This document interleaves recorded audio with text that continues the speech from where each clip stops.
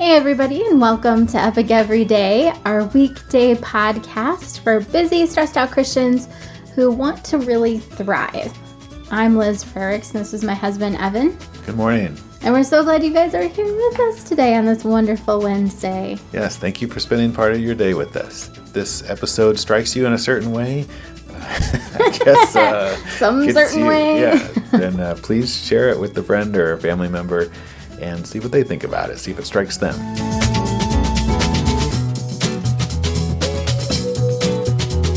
So this week we are talking about leadership, and today's CSC is being centered, which is living out of the essence of who God designed you to be. So we thought we would talk about how leadership is in the small things.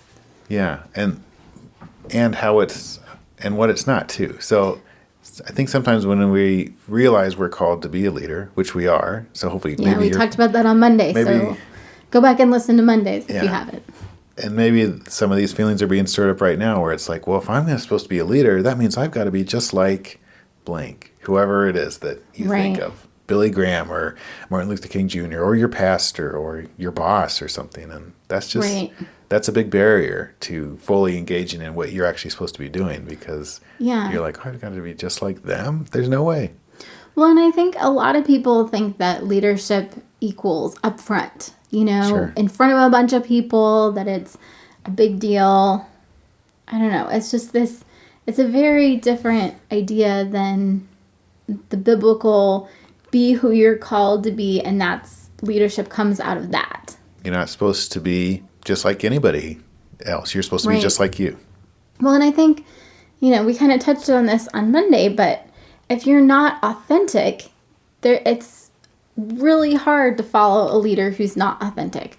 Authenticity is so attractive to people. And so if you're like, okay, I'm going to make myself be this kind of leader, and you're suppressing your personality and you're suppressing your feelings and being like, all right, we're gung-ho for this, we're going to do this, like that comes across, and it, whether you think it does or not, it still comes across somehow. Mm-hmm. And that's not real leadership.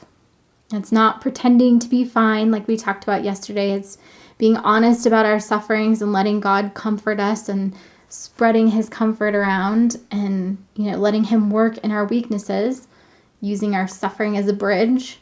It's all that stuff. But it's also not being someone you're not. If you're an introvert, be an introverted leader, Yeah.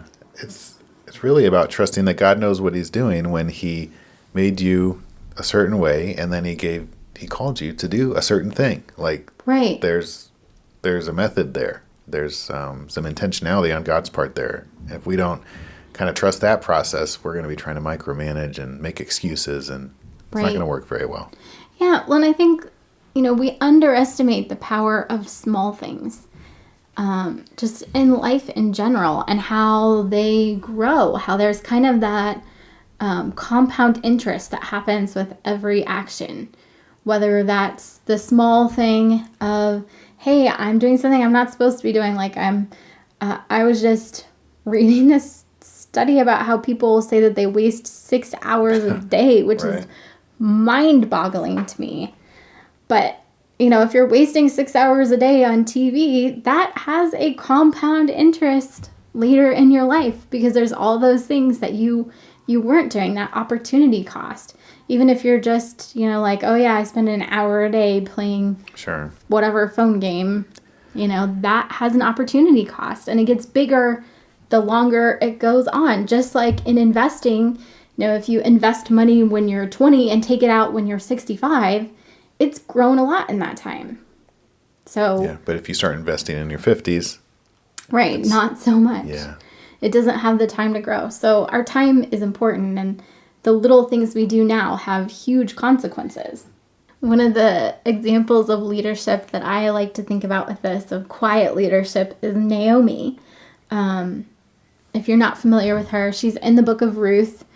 It starts out the book of Ruth with Naomi. She's living in Moab with her husband and her 2 sons, who both end up marrying Moabite women, which, if you know Israelite culture at all, you know that was frowned upon. However, her husband dies, her sons both die childlessly. And so it's kind of the end of their line. And Naomi hears that the famine that had sent them out of Israel is over, so she decides to go back to Israel. And she's not a happy camper, that's for sure. Yeah. I mean, her family's been torn apart. Right. When she returns to Bethlehem, it says, the women of the town exclaimed, "Can this be Naomi?" "Don't call me Naomi," she told them. "Call me Mara, because the Almighty has made my life very bitter. I went away full, but the Lord has brought me back empty. Why call me Naomi? The Lord has afflicted me. The Almighty has brought me misfortune." And so, yeah, she's not happy. But anyway, so as she's getting ready to leave Moab and go back to Israel, her daughter-in-law, Ruth, she has two daughter-in-laws, and they say, "We'll go with you." But one of them, Naomi says, "Go back home, I'm not going to have another son for you to marry. You might as well just go back home." And the one daughter does, but Ruth says, "Where you go, I will go. Where you stay, I will stay. Your people will be my people, and your God will be my God. Where you die, I will die, and there I will be buried. May the Lord deal with me, be it ever so severely, if anything but death separates you and me." Which, I love that too, because that's another great example of leadership. Like, and Naomi tells her to do one thing, but she's like, "Nope, I'm following your God." Leadership is kind of standing up for what's right. And it doesn't have to be a huge, in front of thousands of people. It can just be small, one-on-one. But anyway, so Ruth and Naomi go back. Ruth starts gleaning in the fields of Boaz, and she finds out from Naomi that he's in the line of being kinsman redeemer. And Naomi specifically talks to Ruth. She says, this is in chapter 3, "My daughter, should I not try to find a home for you where you will be well provided for? Is not Boaz, with whose servant girls you have been, a kinsman of ours? Tonight he will be winnowing barley on the threshing floor. Wash and perfume yourself, and put on your best clothes, then go down to the threshing floor. But don't let him know you are there until he has finished eating and drinking. When he lies down, note the place where he is lying. Then go and uncover his feet and lie down. He will tell you what to do." "I will do whatever you say," Ruth answered.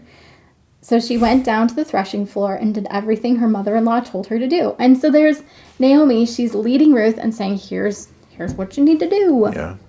And it's a small thing, but the amazing thing, when you look in Matthew 1, when you look at the line of Jesus' genealogy, Ruth is his great-great-great-great-great-great-grandmother, however many greats it is. Yeah, quite a few, I guess, because it goes back 2 generations before David. Right. So, and Boaz is his great-great-great-great-grandfather. So it's, Ruth and Boaz are in the line of Jesus. Like, they're part of bringing salvation into the world.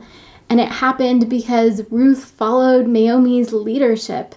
And because Naomi chose to lead in this small way, it just transformed the entire world. Like, there's that compound interest coming to work in an amazing way. And so it doesn't have to be stepping outside of your personality and doing something radical. It can be. It can be something radical that's still inside of your personality.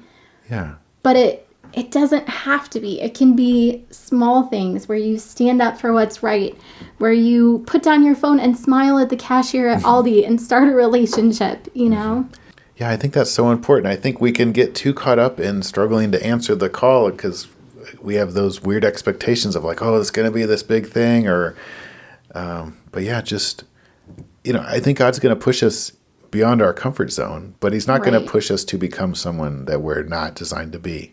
And we can trust that I'm still going to be me, but it's important to grow and to, even if I don't understand the instructions, to follow them because God knows best.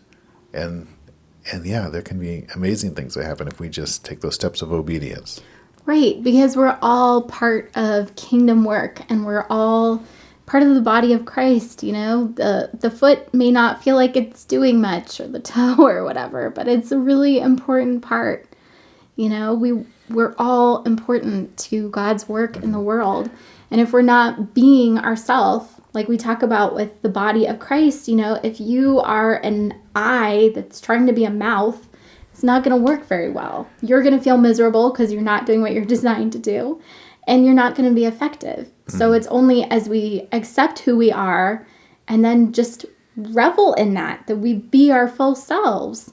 That's where the magic happens. That's where transformation happens, both in us and outward. Yeah. And it's a tough spot, to be in that kind of limbo of like, I want to do what I feel like I'm supposed to be doing right now, but also being inspired by other leaders. Like I feel like being on the elder board at church for the last few years has been like this, where it's like, at first it was like, I don't even know if I should say yes to this. Like when I got invited on, it's like, I don't know. I see the guys that are doing it and that's not me, I guess. And then, I'm over here saying that's so not true, but go ahead. Well, and then finding a way now to be involved and be myself and really being at peace with that, even though it's different. Right. Well, and the stuff that you bring to the elder board is so important, like your passion for relationships and for community, and it's very necessary. So yeah, and those guys have their things. Like it's a group on purpose for a reason to work together. So I don't know. I'm just, the challenge, I guess, is to continue to grow, to push ourselves out of our comfort zone with the understanding that we're never going to grow into some other person than who you are. I'm not going to become someone I'm not. I'm going to grow and become a more better me. Right. But I'm not going to start becoming, Billy Graham. Yeah. As always, pick whether today is going to be awesome or not, whether you're going to strengthen those neural pathways to look for the good things or to look for the bad things. Because whatever you look for is what you are going to find. And you're going to find more and more often. Mm-hmm. We love you guys, and we are praying for you. Thanks to everybody that's been listening to the show and sharing the show. We really appreciate it. If you have found this episode helpful, please do share it. And come back tomorrow, and we're going to talk about what does it mean to be a servant leader. Have a great Wednesday, you guys. Sounds good. See you tomorrow.